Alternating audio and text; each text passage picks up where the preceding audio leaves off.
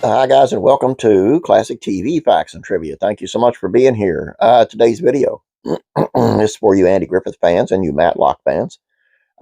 Here's how the Andy Griffith Show shaped Matlock. There's hardly any precedence for the late career renaissance enjoyed by Andy Griffith.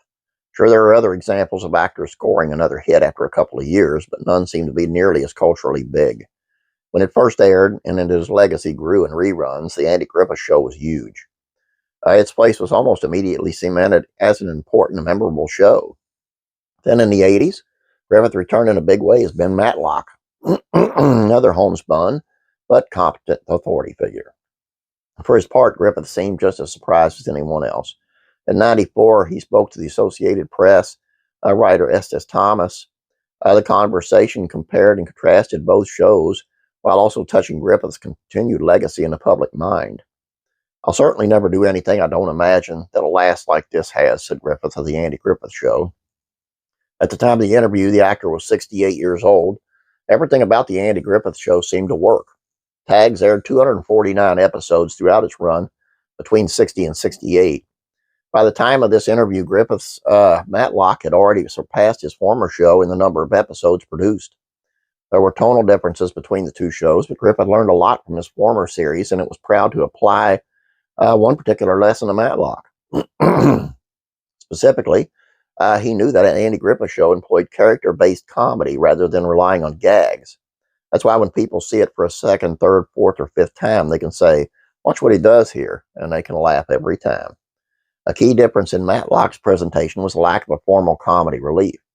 Now, while Barney was always there to make us laugh, Ben Matlock had to serve double duty as both the voice of reason and the comedy character. His character was real feet of clay, Griffith said of Ben Matlock. His character is very, very vain. His character is very cheap in every way. He thinks he looks great in those gray suits, and he thinks he has a wonderful figure. If you couldn't tell by now, I'm an Andy Griffith fan. I like his acting anyway. His shows, and I think it's really neat that he pulls from, and which makes sense too. He pulls from the Andy Griffith Show in order to use that experience on Matlock, and that's probably what made it a success as well. And also pulling some of the Andy Griffith Show actors into the show Matlock. I mean, Don Knotts was in it. Anita Crousseau played Helen Crump, was a judge. Eddie Lynn, who played Thelma Lou, I was his secretary in the first season, and I'm sure there were more. But I just think it's really neat, and it shows loyalty to me. Anyway, that's all I have for you guys. Hope you enjoyed this.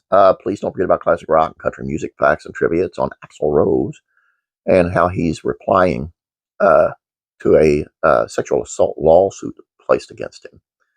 It's pretty interesting. Anyway, please like this video if you did, and please subscribe if you did, if you haven't. You guys have a great day. God bless. And I'm praying for you.